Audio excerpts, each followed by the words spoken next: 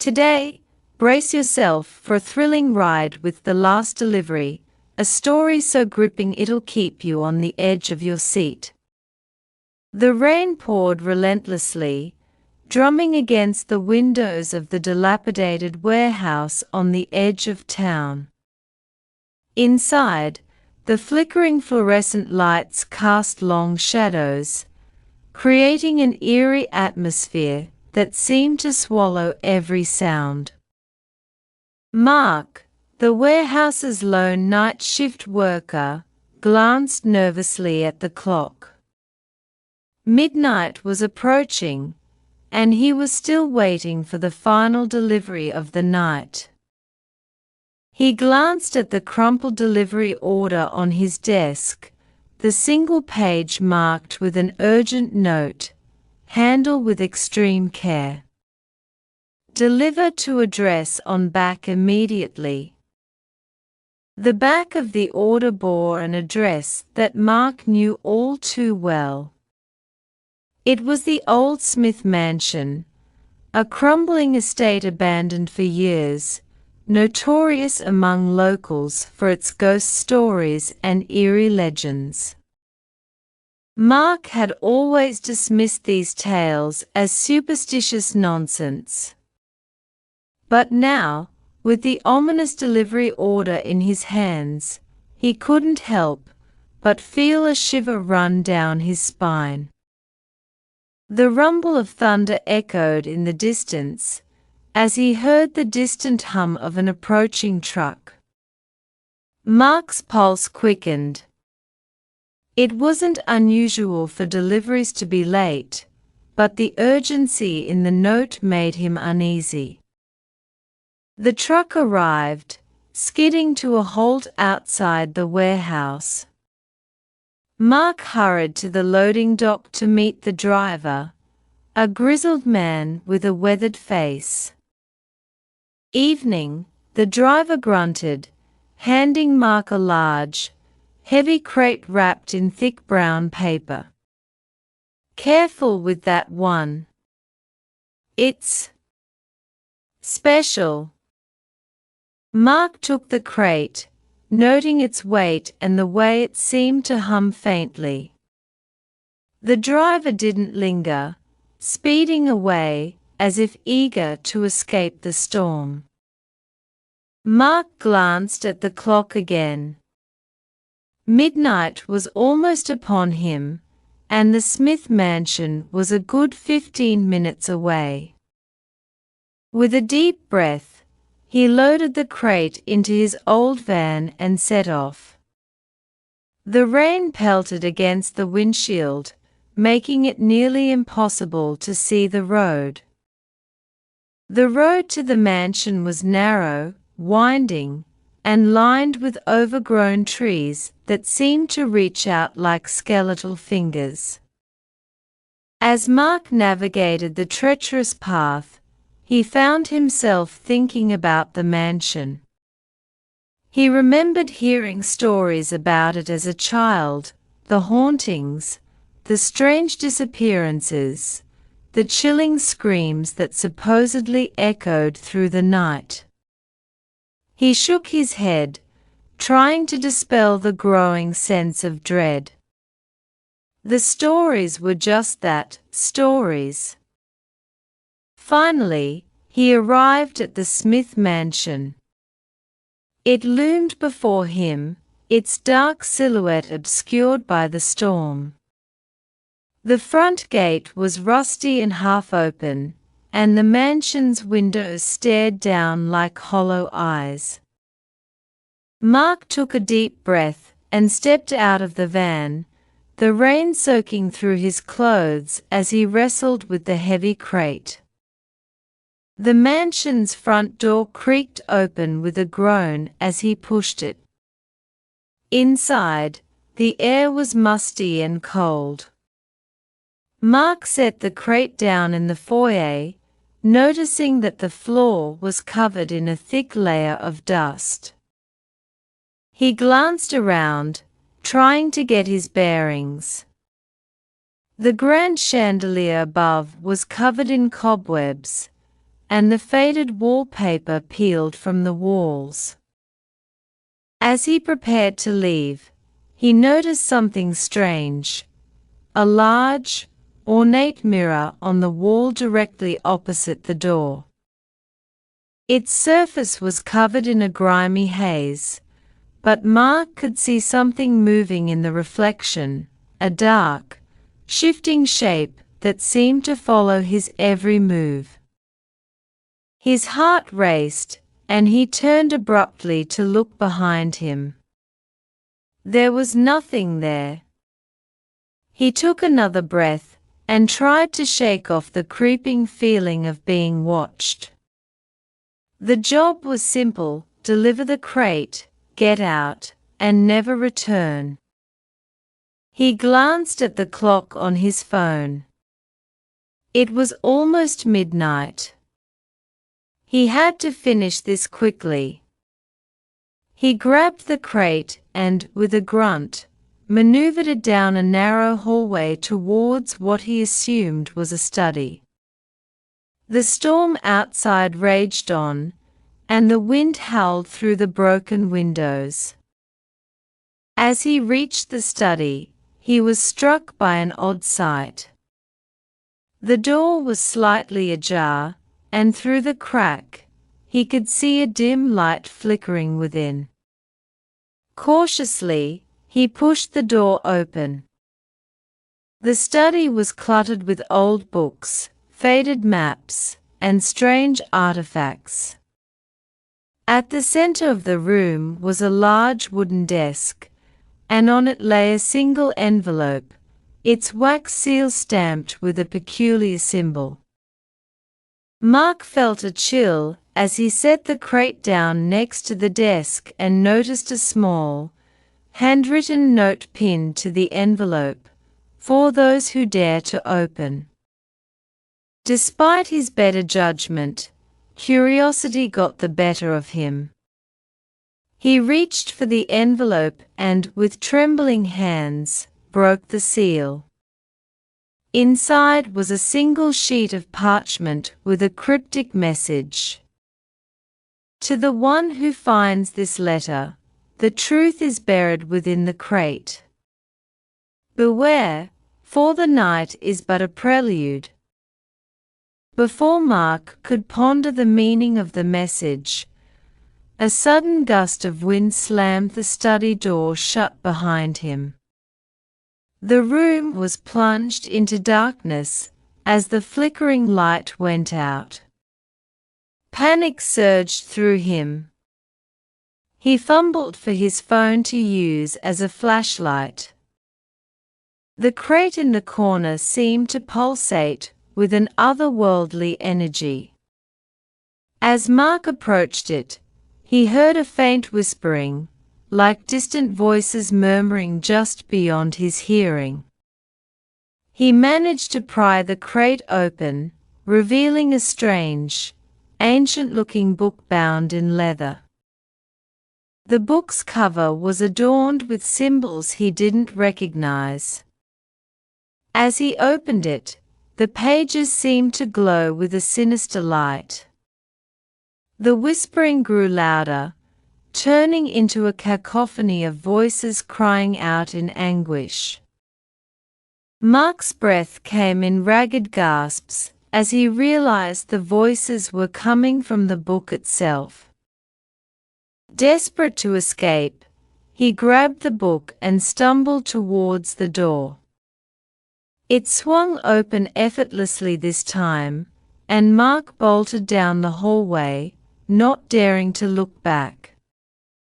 He raced to the van, throwing the book onto the passenger seat, and sped away from the mansion. As he drove, the storm began to abate, and the oppressive feeling of dread began to lift. When he finally reached the safety of his warehouse, he stopped and took a shaky breath. The book on the seat seemed to pulsate with a dark energy, its pages rustling as if whispering to him. Mark knew he had to get rid of it, burn it, bury it, or do something to keep it from ever causing harm. He grabbed the book, determined to rid himself of the nightmare he had unwittingly unleashed. As he prepared to destroy it, he couldn't shake the feeling that someone, or something, was watching him, waiting for the next chapter in the story to unfold. Mark's hands trembled as he held the ancient book, its leather cover slick with an unsettling moisture that seemed to seep from its very pages.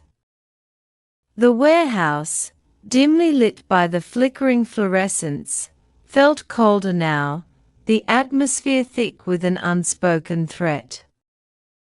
He placed the book on a workbench and stared at it, trying to steel his nerves. It was clear that the book was more than just an old artifact. It was something profoundly malevolent. He had barely begun his plan to incinerate it when a loud knock echoed through the warehouse. Startled, Mark turned, his heart pounding.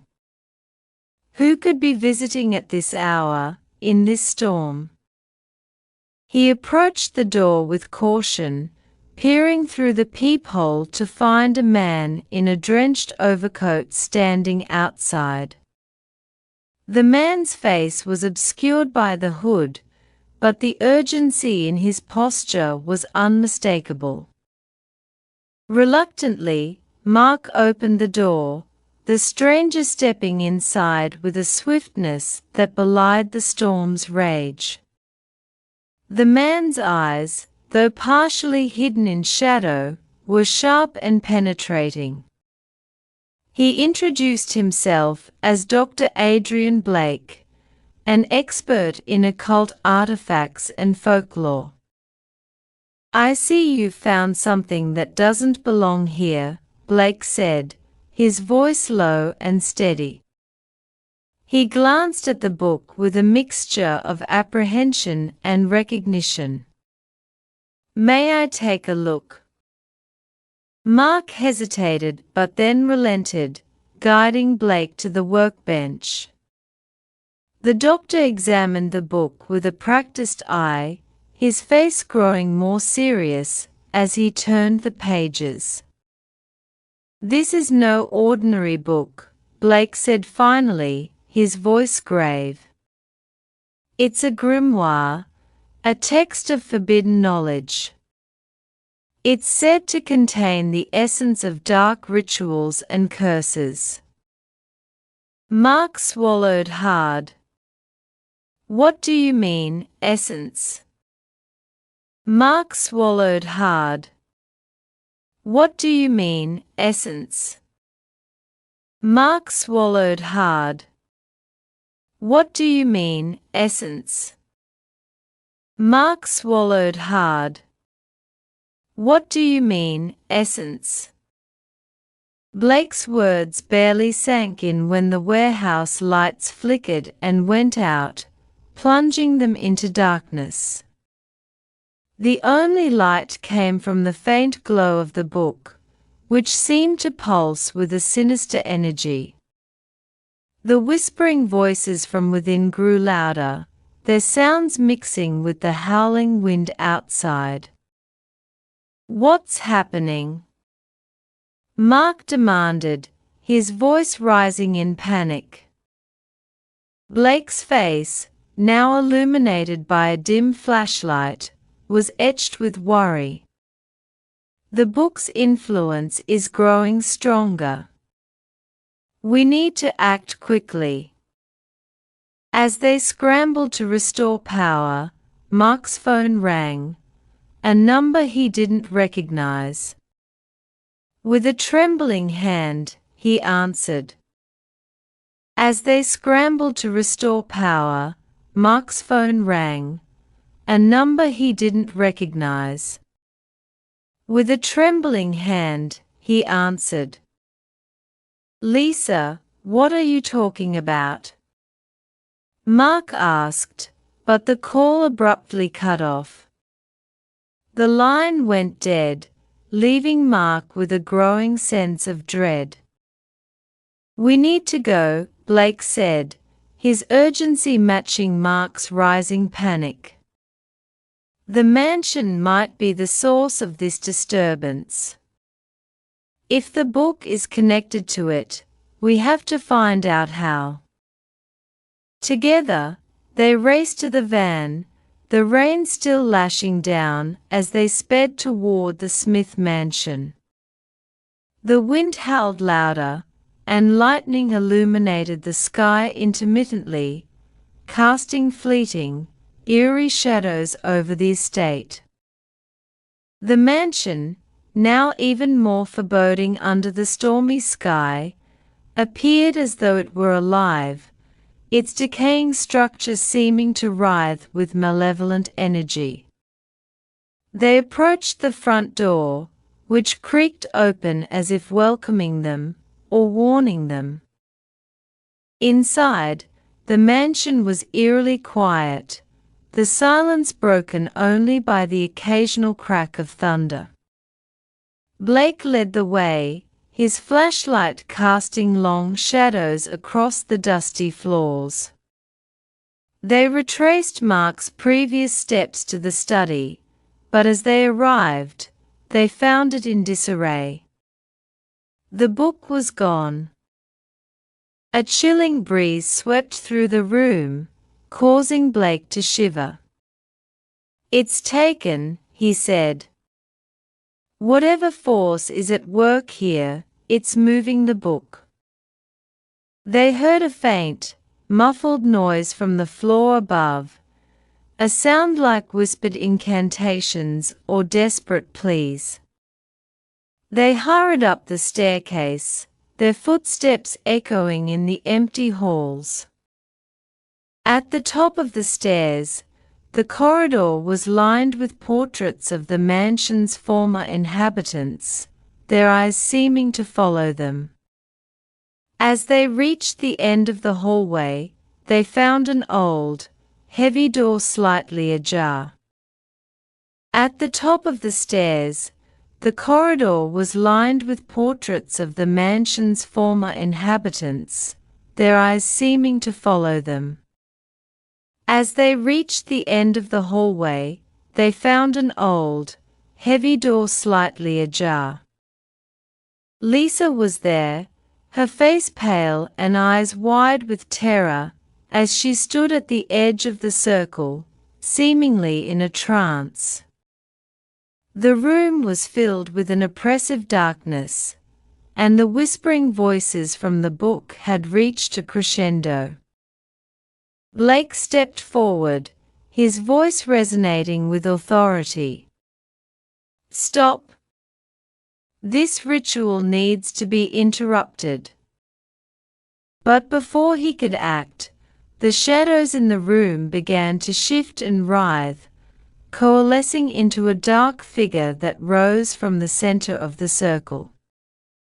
It was a spectral entity, its form indistinct, but radiating an aura of pure malevolence. But before he could act, the shadows in the room began to shift and writhe, coalescing into a dark figure that rose from the center of the circle. It was a spectral entity, its form indistinct, but radiating an aura of pure malevolence. But before he could act, the shadows in the room began to shift and writhe, coalescing into a dark figure that rose from the center of the circle. It was a spectral entity, its form indistinct, but radiating an aura of pure malevolence. As the ritual reached its climax, the entity let out a final, anguished cry before dissipating into a swirl of darkness. The candles extinguished, and the oppressive atmosphere lifted. Lisa collapsed, gasping for air, and Blake immediately went to her side. "We have to leave," Blake said, his voice heavy. "The book's influence might not be over." We need to find a safe place to contain it properly. Mark nodded, helping Lisa to her feet. Together, they carried the book and Lisa back to the van, the storm finally beginning to subside. The mansion, now silent and still, seemed to watch them as they drove away. As they reached the safety of the warehouse, Blake prepared a protective seal to contain the book's dark power.